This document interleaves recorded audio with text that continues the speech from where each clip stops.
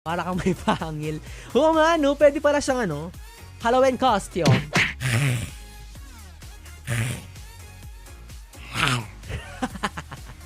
Gusto niyo ba yung kinakagat kayo sa leeg?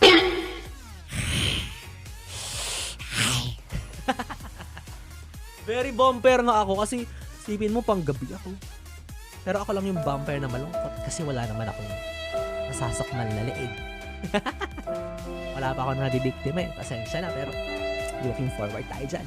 Iba yung sinisip-sip. Oo, sumisip-sip po ako ng bulalo sa Tagaytay. Yo!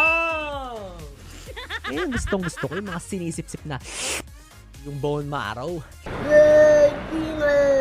Kunyari, ganito kalaki yung bone marrow. Yan. Ganito ba kalaki na bone marrow? Diba sinusungkit mo ganyan?